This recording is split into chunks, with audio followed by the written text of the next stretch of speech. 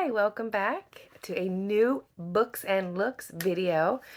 Today I'm going to do two books together and do a look inspired not only by my little Christmas shirt, but also sort of related to our books. Today I want to talk about the first two books in a series of middle grade fairy tale stories. You might be familiar with them. They're called the Grimm Sisters.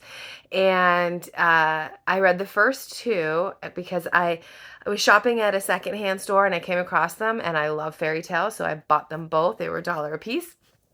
And I didn't realize how much I was going to love them. So now I have to go and buy the rest in the series. I believe there are 9. But I'll tell you all about them while I do my makeup. So I hope you enjoy and have fun hearing about the story as well as watching me do my makeup. Let's begin.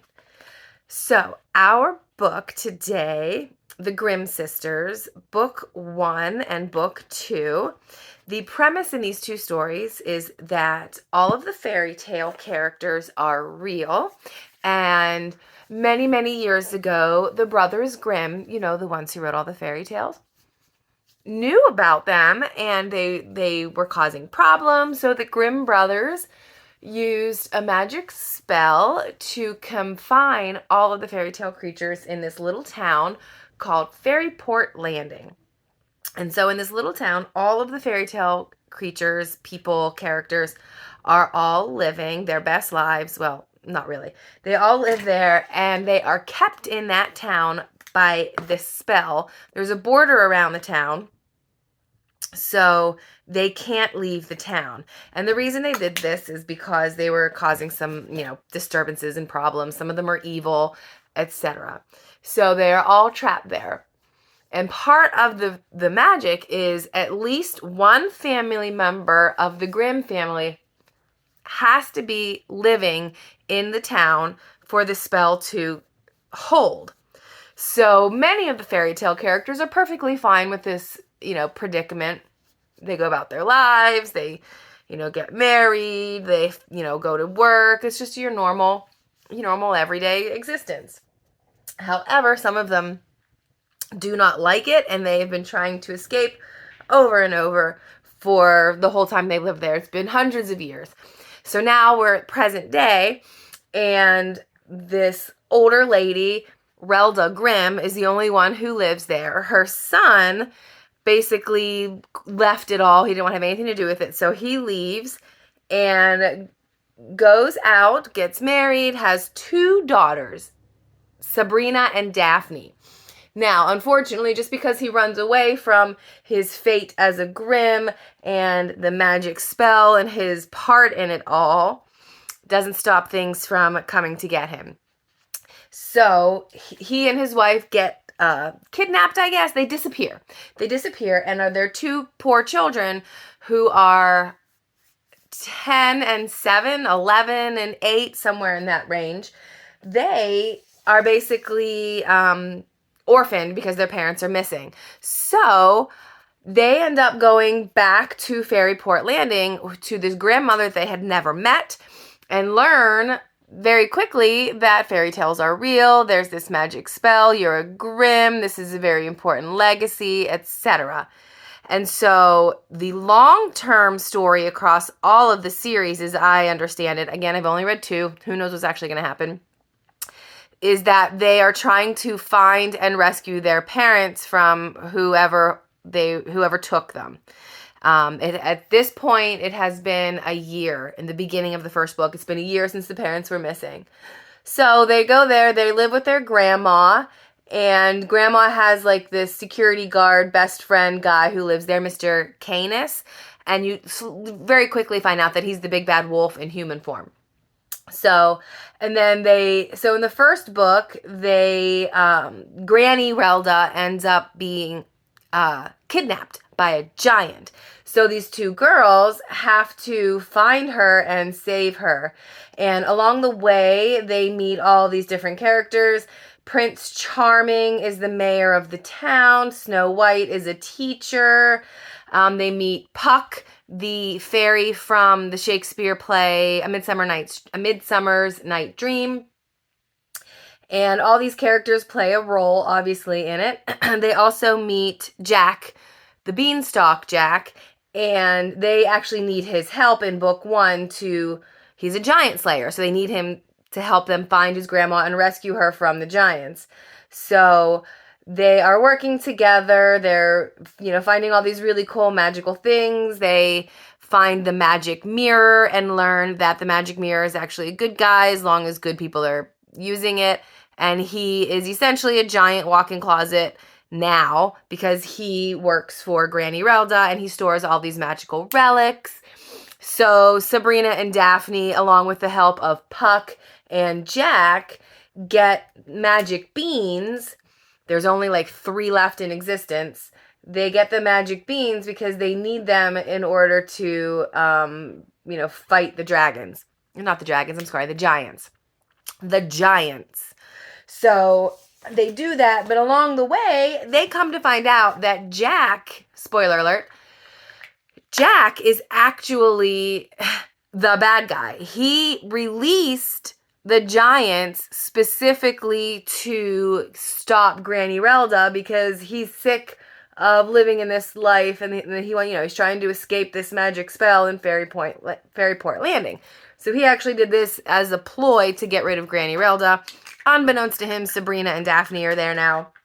So he has to kind of figure out a way to get rid of them, etc., etc. So as the story unfolds, we find out that Jack is actually the bad guy, and that it was him all along. And you the whole time you're running, you're like, is Puck the bad guy? Is Jack the bad guy? You don't really know, but Puck's actually a good guy, and Jack's the bad guy. So by the end of the story, they obviously save Granny Relda from the giant, and they are able to send the giants back up the beanstalk to their realm.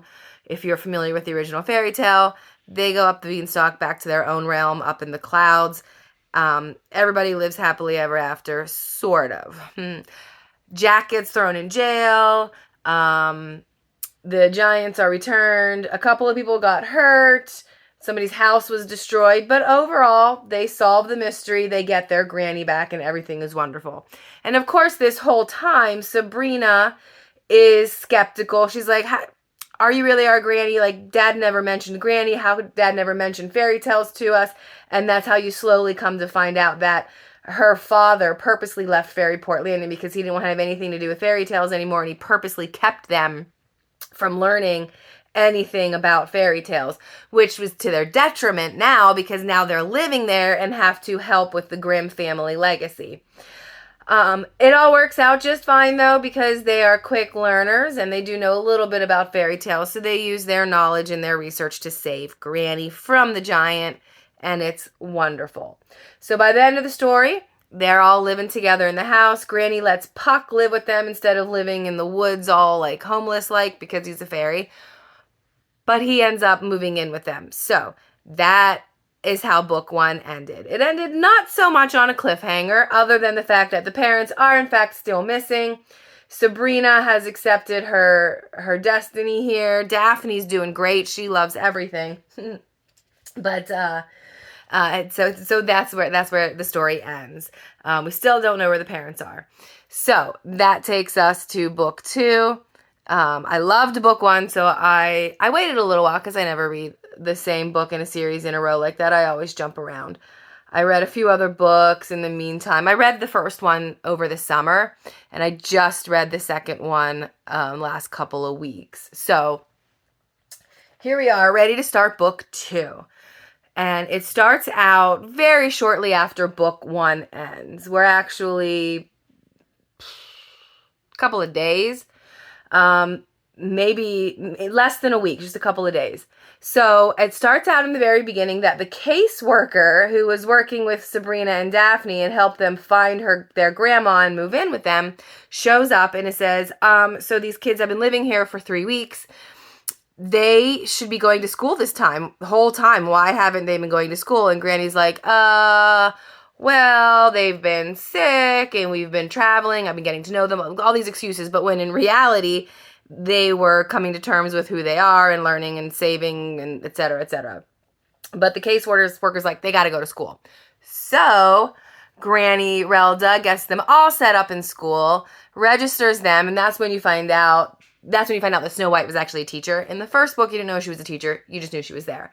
So now you find out that Snow White's the teacher. She's Daphne's first grade teacher, and she's wonderful, of course. She's beautiful and kind and lovely, and everybody loves her just so much. But then Sabrina, she ends up in Mr. Grumpner's 6th grade classroom, which, I'm sorry, that's a hilarious name. I love it, Mr. Grumpner. So they go to school. Daphne has a wonderful time in Snow White's room, and Sabrina has an awful time in Mr. Grumpner's class. But Sabrina notices that a lot of the kids are really sleepy. Like, they're falling asleep in class, and it's very strange. But not everybody. So she's just like, I don't know, maybe they're just not sleeping well. Who knows? But that ends up being important later. So she goes through the day of school. Everything's awful.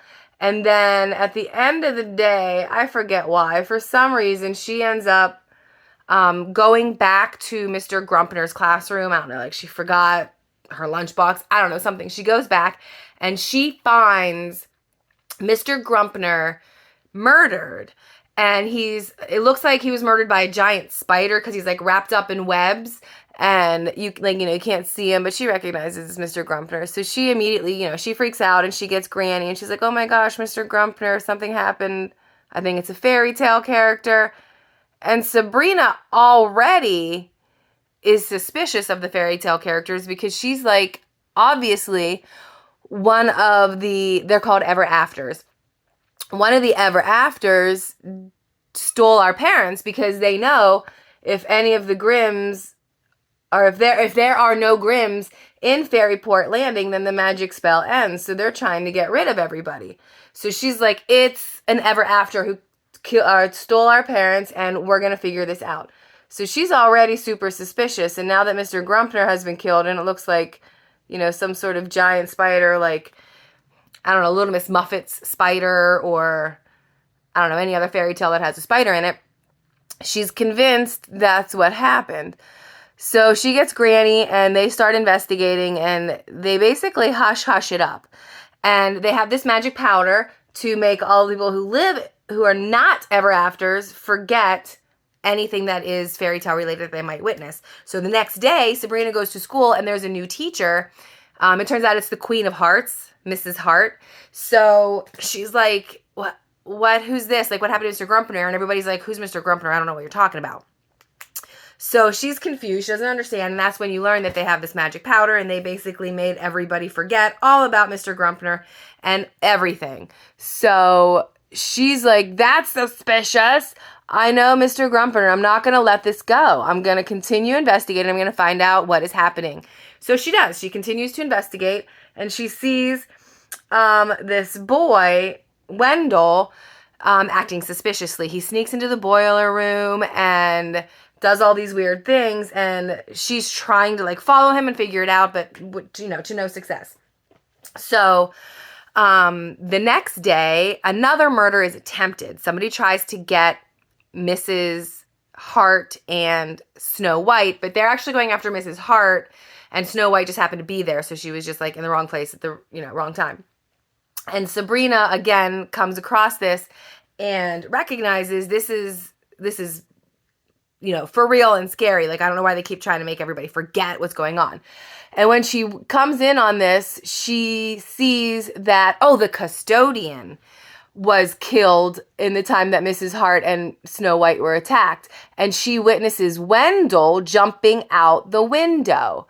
So she thinks Wendell has something to do with this. So she chases Wendell, and you find out that Wendell has a harmonica. And when he plays the harmonica, he can control animals. So that's when we learn that the Pied Piper is involved. Because then Wendell was like, oh, well, my dad, the principal, we didn't know that his dad was the principal until now either. We find out that his dad is the principal, and his dad, the principal, is the Pied Piper. And so all these things start coming to light. They're like, we didn't even know that ever afters had children. They were hiding this fact, with good reason. And now, of course, Granny Relda knows everything. Granny knew it all, but was keeping it on the down low. So we now know that the principal is the Pied Piper. And so they're thinking, oh my gosh, what's going on? Like, is Wendell involved? Is his father the principal involved? So Sabrina and now her sister and Puck and Granny and Mr. Canis are all starting to more thoroughly investigate. Because now they're figuring out, 2 people have been killed, the custodian and Mr. Grumpner. 2 ever afters have been attacked, Mrs. Hart and Snow White. And now they know that Wendell is the principal's son, and he also has fairy tale power to control things with music. And they're all confused. They're still noticing that kids are really tired and sleepy and acting weird, so they're trying to put all the pieces together. So finally, Sabrina gets down into the boiler room, and she finds, she and Puck go down there, and she finds all these tunnels. And she starts following the tunnels, and there's, like pickaxes and shovels. And she's like, why are there tunnels all down here? What is going on? And so they go back home and they start looking through books. And she specifically comes across a book about Rumpelstiltskin. And she's reading it and she finds out that in some of the lore, Rumpelstiltskin can pull on the energy of the people around him to make himself more powerful in magic. And he has the power to explode. So how in the original Rumpelstiltskin, whenever the princess finds out his name and he loses the bet, he tears himself in 2 or he explodes or whatever, depending on the version you're reading. So Sabrina thinks, oh my gosh, Rumpelstiltskin's involved and he's going to explode, but she doesn't quite understand why. And that's when Puck chimes in and says, the school is really close to the magical border, so maybe Rumpelstiltskin is hoping to get right to the very edge of the border, use his explosion power, and explode a hole and escape. So that's a completely valid theory. So they start investigating it further and, looking into where's Rumpelstiltskin? Is he actually here? How close is he to the border? And they realize that they've gotten very close to the border, the people who have been digging. But they still don't know who is digging. And they also don't know how the Pied Piper, the principal, is involved. Because, he's clearly involved because he's been, making excuses for people and just acting strange. So, clearly he's involved. So then, Sabrina and Puck decide to finally tell, oh, I know what they do. That's right. They go get the magic mirror and they get Alice in Wonderland's food and drink so they can go small and get large because they want to investigate and sneak into rooms. So they do that. And that's when they find out that the guidance counselor at the school is Rumpelstiltskin. And they're like, oh my gosh, it's the perfect job. He's going around people all the time where they're emotional because they find out that it's people's emotions that are giving him his magical power. He feeds on their emotions and it gives him more magic power. So they're like, oh my gosh, it makes so much sense. It's the perfect job for him. And then they also realize that they go in, they sneak out in the middle of the night and they see all these kids in trances walking into the school in the middle of the night and digging the tunnels. So that's how they realize what the Pied Piper has been doing. The Pied Piper has been using his music ability to entrance children and use them to dig the hole, the tunnels under the school to get as close as possible to the magical border so Rumpelstiltskin can in turn blow through the border and escape. So really, it's kind of a genius idea when you think about it. It's only a couple of magical powers and they were able to do what they needed to do they want to escape. I love it. Well, Sabrina and Puck, realizing what's going on, unfortunately a little too late, and they end up no, I'm sorry, I'm jumping ahead. They see what's happening and they go get Granny and Mr. Canis and a few other people. But when they do that and they go back to the school to try to stop it, they don't realize how powerful the Pied Piper is. And he uses his ability to lure them and get them to start working. So they do. They end up all working and digging, and like hours and hours go by, and they've almost made it to the edge of the magical border. And I forget how Sabrina ends up snapping out of it. I don't remember. But somehow Sabrina ends up snapping out of it.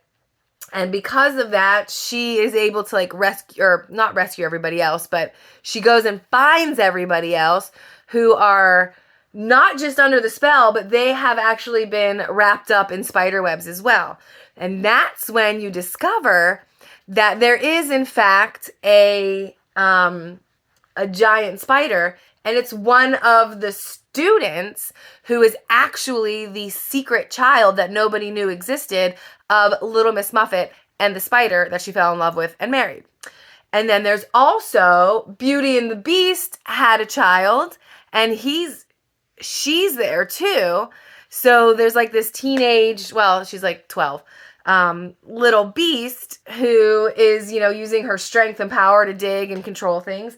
And then thirdly, Princess Tiana and the Frog Prince have had a daughter, and she's like this half girl, half frog person with this long tongue who can like steal weapons from you, like steal weapons.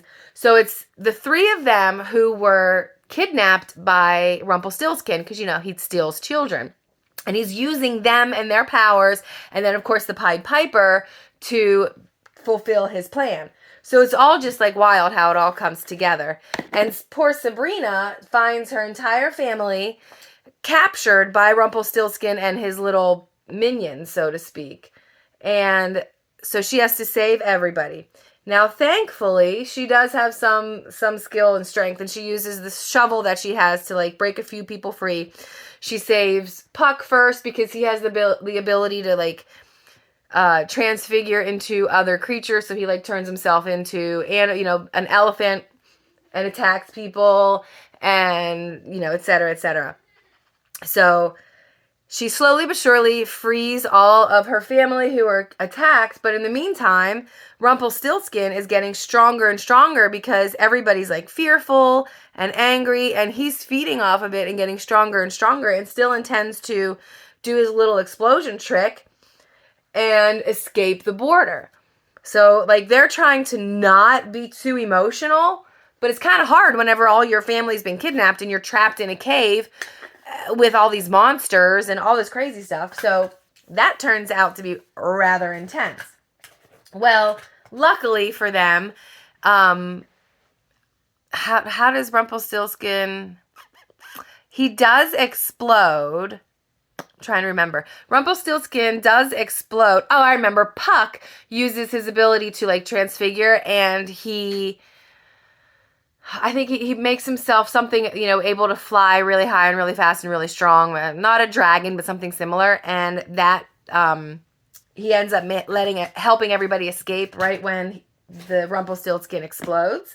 And so they escape just in time, and then everything explodes. So they are out and safe, and they watch the whole school implode on itself and collapse, and then they're like, well, I guess Rumpelstiltskin did it, and he made the explosion. Unfortunately for Rumpelstiltskin, his plan didn't work. It did not do anything to the magical border, so it was useless.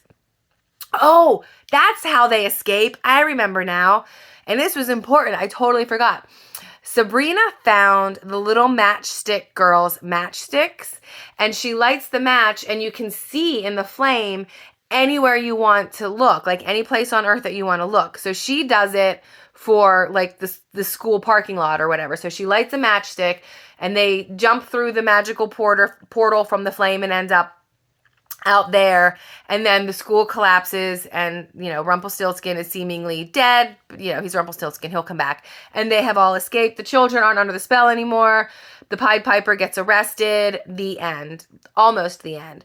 Sabrina then realizes, wait a minute, these matchsticks can take me anywhere I want to go.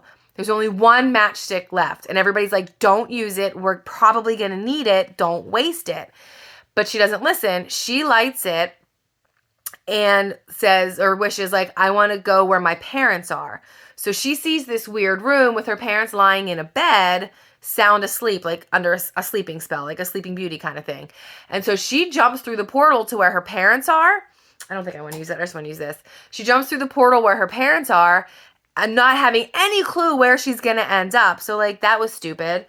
And when she gets there, she realizes that she's just in this weird cabin in the woods.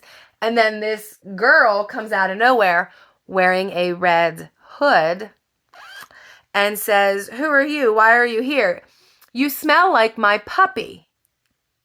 Remember Mr. Canis, the big bad wolf, the buddy that lives with them and is like their security guard and helps them out all the time? You smell like my puppy, she says. But why are you here? I already have a mommy. I already have a daddy. I just want my puppy. Where's my puppy? And then, luckily, Puck jumps through after her. Puck jumps through after her and is like, "What are you doing? This is not safe. You need to come back. This is a bad decision," etc. Which is funny because Puck is like the kind of person that enjoys craziness and breaking the rules. But in this case, he's like, bad idea, bad idea. And he's right, because this is literally the last page of the book. And Little Red Riding Hood, it's implied, it doesn't say it was her, but it says that Sabrina and Puck get hit over the head with something, and then the room goes black. That's literally how the story ends. And then it says, "To be continued." So she goes through, and the portal closed. So she goes through this portal to wherever her parents are and trying to save them. So she had, good intentions. But now she's trapped there with Puck and this evil person who kidnapped her parents. And that's how the story ends. And I don't have book 3 yet. So I'm going to have to get book 3 because I give this a 5 out of 5. I loved it. Highly recommend. 10 out of 10. 5 out of 5, whatever. Highly recommend. It's a middle grade book. It's a light read. It's a quick read. It was 290 pages, but it's a small book, so you get through it really quickly. And there's pictures, not a lot, maybe like 1 per chapter. Really great book. The plot flows very well. The timing is good. The characterization is good. The twists are good. The way the different fairy tales are blended together and the characters are used in like modernization because they've been living here for a couple hundred years. It's really fun. I really do like them. So my next task is to get the next book and read it, but it's probably going to be a while till I do a video on that one. But I do hope you come back and watch my videos until we see the rest of them in the series. So that said, that's my look. I love my sparkles. I think it looks very pretty. I like my headband and my little joyful shirt. I feel very festive, so maybe I'll have to go out and do some like holiday shopping now. So yeah, thank you for watching. I hope you liked the story that I told. I hope you liked the look that I did. Feel free to read the book. They're in the library, or you can buy it at your local bookstore. And feel free to copy my look. And as always, please add in the comments below if there are any particular products or looks you want me to try, especially if you have any books that you would like to recommend to me. I always love good book recs. So have a wonderful day. Thank you so much for watching, and stay beautiful inside and out. Bye.